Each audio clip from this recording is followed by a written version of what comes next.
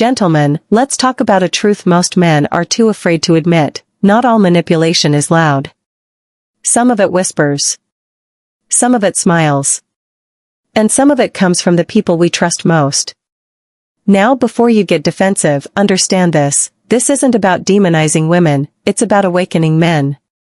It's about shining a light on the emotional chessboard where too many men are pawns and don't even realize it. Some women, not all, but some, will use manipulative tactics to test you, to mold you, to control you. And if you don't wake up to it, you'll lose yourself trying to please someone who's never satisfied. It starts subtle. She cries, but there's no tear. She apologizes, but there's no change. She compliments you, but only to get what she wants. This is emotional warfare, not love. And the worst part? These tactics are designed to make you doubt yourself.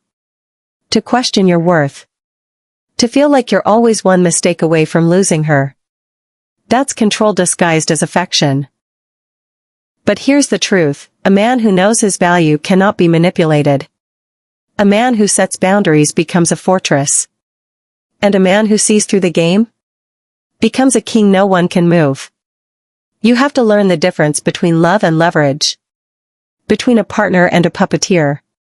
Because if you don't, your confidence, your masculinity, your very sense of self, will be stolen in plain sight.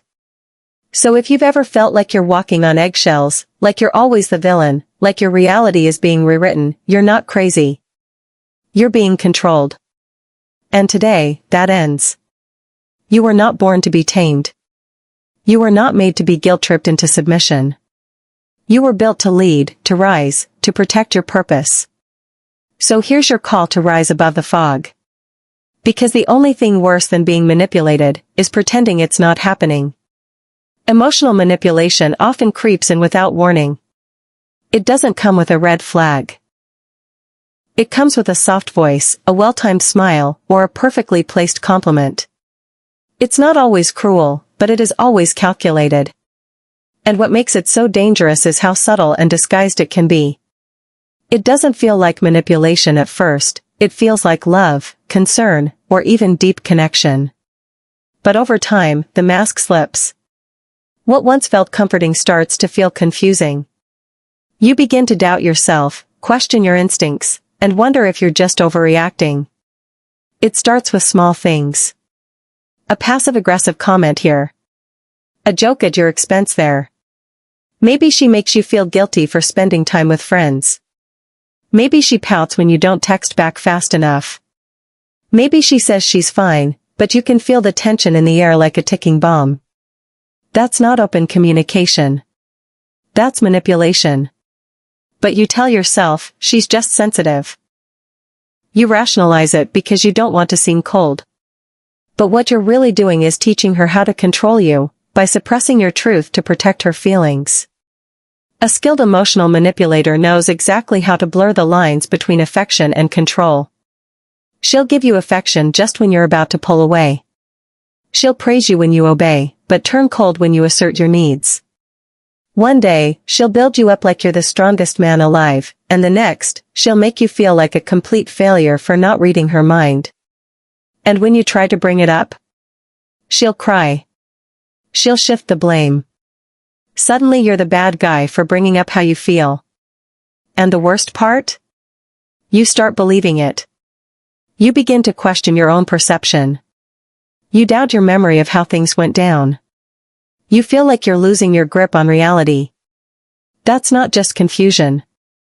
That's gaslighting. And gaslighting is a master-level manipulation technique that makes you rely on the manipulator to define what's real. Every time you think you're making progress in the relationship, something shifts. The goalposts move. The rules change. What was okay yesterday suddenly sparks a cold silence today. And you're left scrambling, trying to fix a problem you didn't cause in the first place. The manipulator doesn't raise her voice.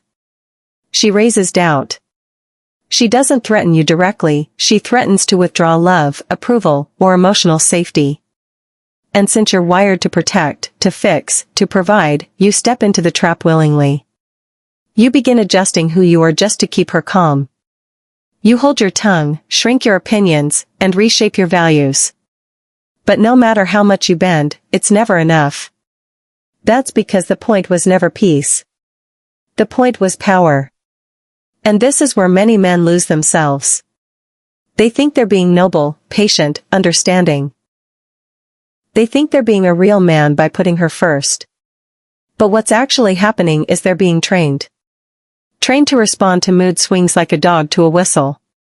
Trained to prioritize her comfort over their own emotional health. Trained to feel guilty for wanting space, independence, or peace of mind. That's the slow erosion of self-respect, and it happens one subtle manipulation at a time. Most men don't see it until it's too late. They wake up one day and realize they don't recognize themselves anymore.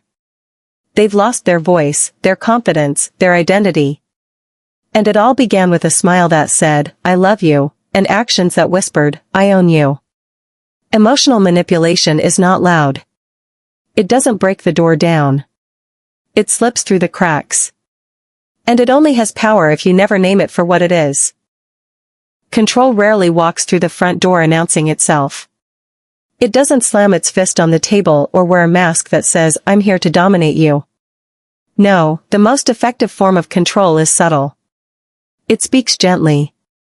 It smiles warmly. It wraps itself in the language of love and concern. It says, "I just want what's best for you," while slowly stripping away your ability to decide what that even is. It doesn't demand obedience outright, it simply convinces you that if you love her, you'll do things her way. It begins with concern that seems innocent. Maybe she tells you that a certain friend of yours is a bad influence. Not because he's truly dangerous, but because she doesn't like how independent you are when you're with him. Maybe she says she worries about your career path, not because she truly understands your goals, but because your ambition might eventually give you the confidence to walk away. She'll tell you to slow down, take fewer risks, stay closer to home. She calls it care, but it's really about keeping you accessible and dependent.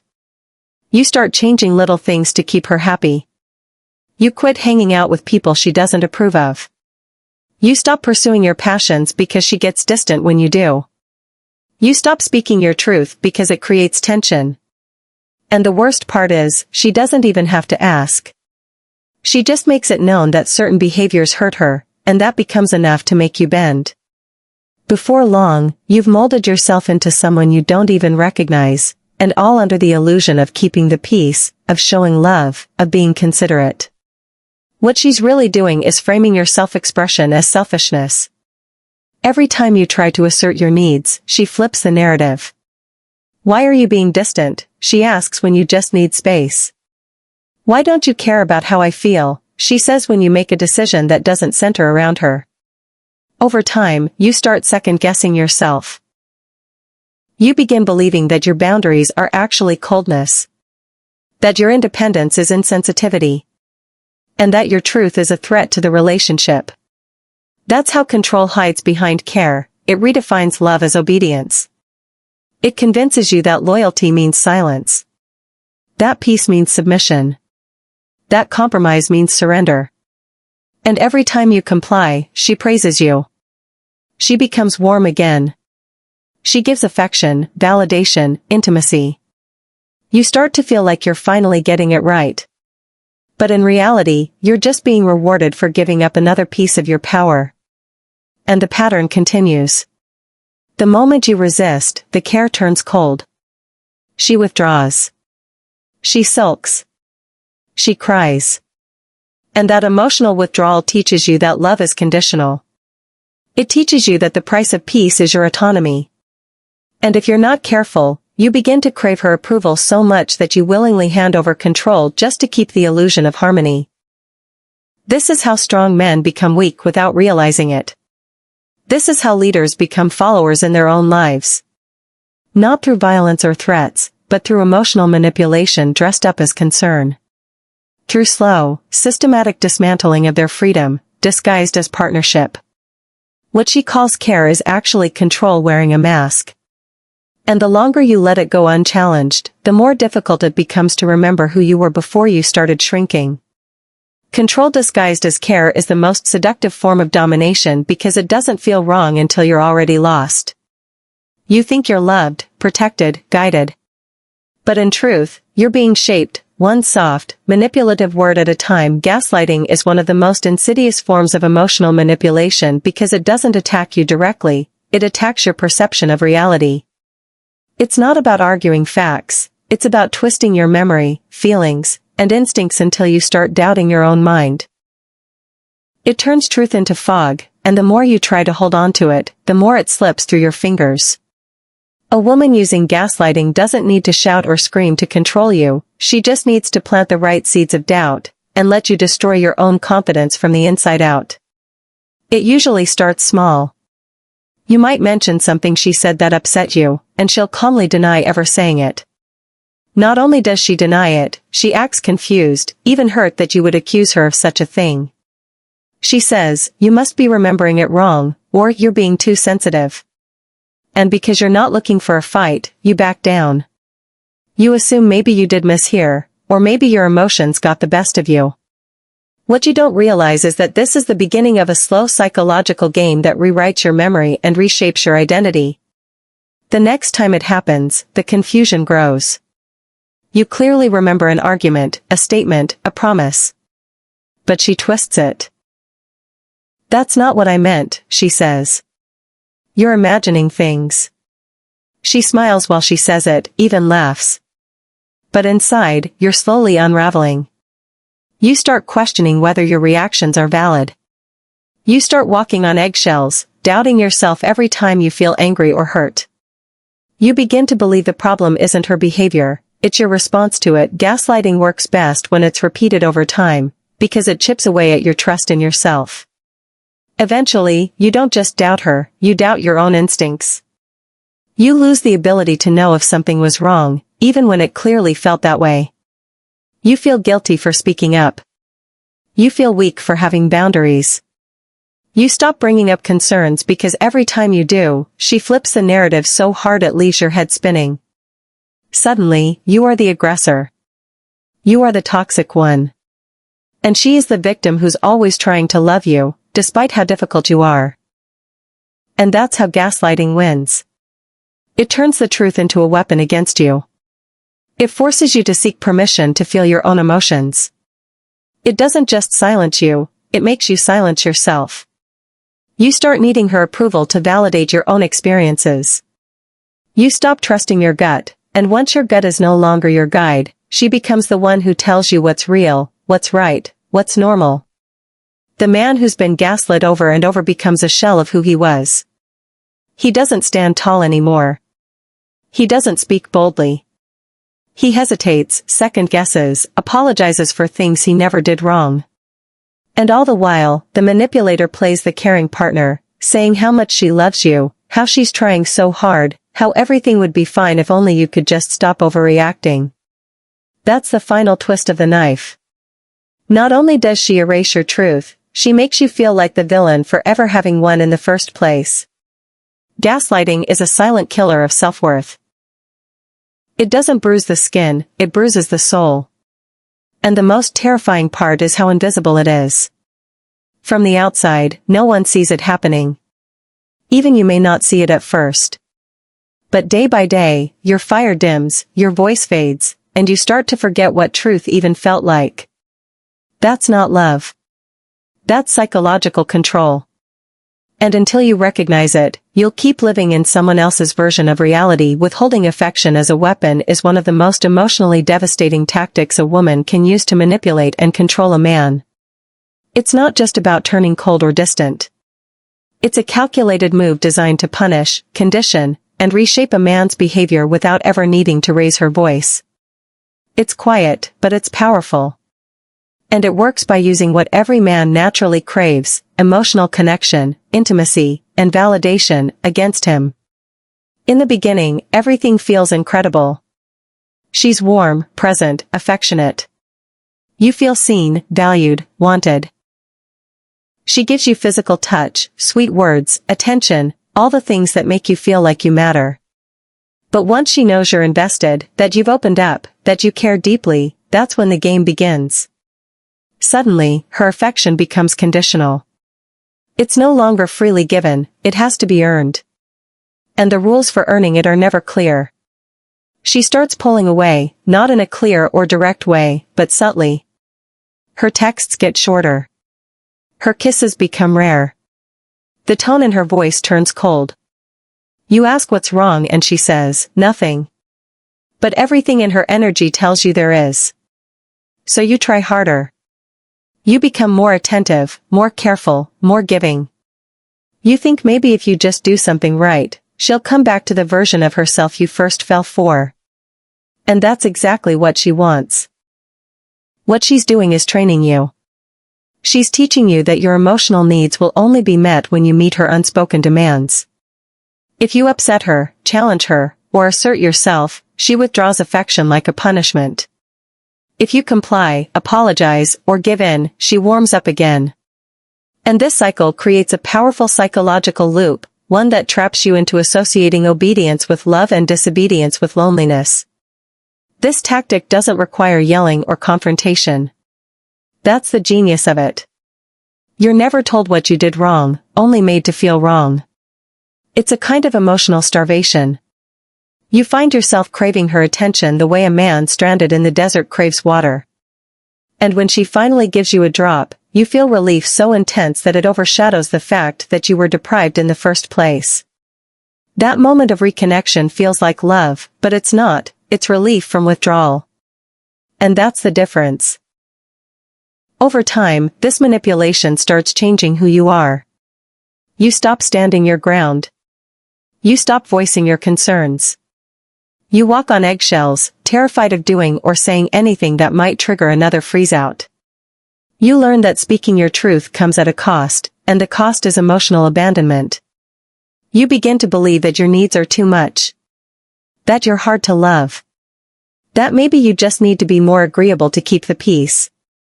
And without realizing it, you become smaller, quieter, and more disconnected from yourself. Withholding affection may seem passive, but it's a form of dominance. It's a message that says, I decide when you're worthy of love. And when love is weaponized, it stops being love, it becomes control. The woman who does this isn't seeking connection. She's seeking power. And the tragedy is that many men confuse this emotional manipulation for a rough patch, a bad week, or their own shortcomings. They keep giving more, hoping she'll finally come around, not realizing that the affection they're chasing is being used as a leash. This kind of manipulation is especially damaging because it creates emotional dependency. The man becomes addicted to approval, and terrified of rejection. He loses the ability to feel strong without her validation. And once that happens, he's no longer in a relationship, he's in a trap. Not bound by chains, but by silence, distance, and a hunger for affection that always seems just out of reach. False guilt is one of the most effective tools of manipulation because it doesn't control you from the outside, it makes you police yourself from the inside. It rewires your sense of responsibility. It distorts your emotional compass. And when it's used by a woman who knows how to play the game, it keeps you submissive, compliant, and emotionally dependent without her ever needing to raise her voice. The genius of false guilt is that it convinces you that you're not being manipulated, you're just being a good man. It starts when you do something harmless, something reasonable, something any healthy adult should be free to do. Maybe you take some time for yourself. Maybe you don't respond to a message right away. Maybe you disagree with her opinion. Nothing disrespectful. Nothing cruel. But instead of reacting with understanding or communication, she hits you with silence, disappointment, or subtle accusations. Not direct enough to call out, but powerful enough to make you feel wrong. You ask what's wrong, and she sighs. Maybe she says, it's fine, you do what you want, or I guess I just care more than you do. And suddenly, what was once a normal decision becomes something you now feel ashamed of. This shame doesn't come from a moral failing, it comes from emotional manipulation. You didn't actually hurt anyone. You didn't cross any boundaries. But you're made to feel as though you did. That's the heart of false guilt.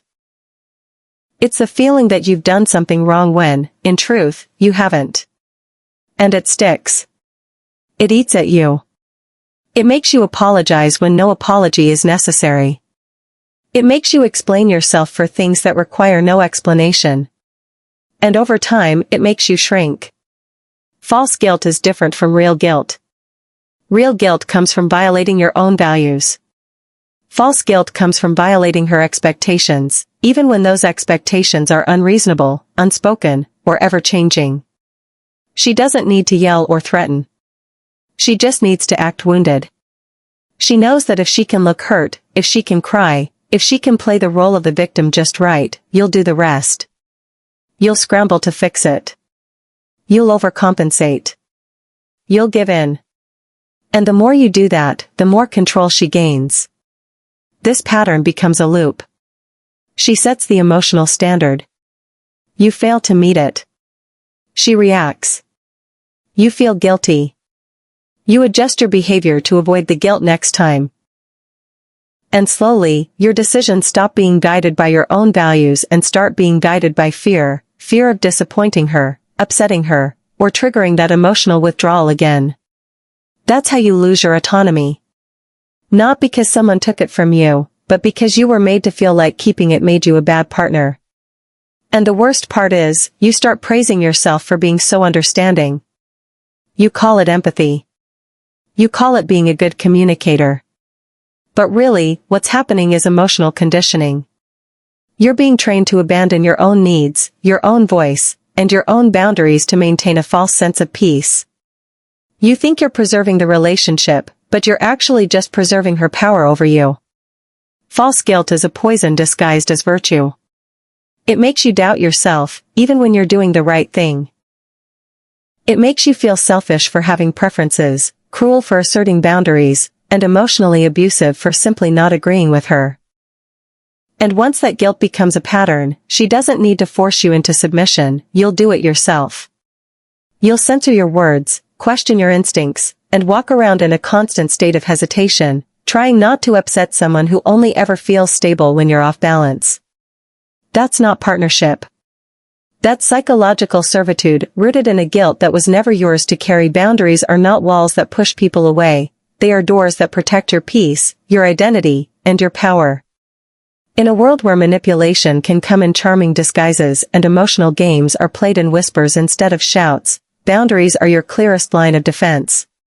They are the quiet declarations that say, "This is who I am. This is what I allow. This is what I will not tolerate." Without boundaries, manipulation thrives. It feeds off your silence, your guilt, and your desire to keep the peace. But with boundaries, the game stops. Because control only works when permission is given, even silently. The man without boundaries is like a house with no locks.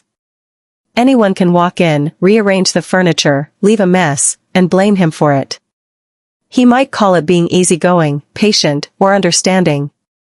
But in reality, he's been conditioned to equate self-abandonment with love. The manipulative woman knows this. She senses where the line is weak, where the guardrails are low, and she uses that vulnerability to test limits. Each time you let something slide just to avoid conflict, she learns that your boundaries are flexible. And flexible boundaries are no boundaries at all.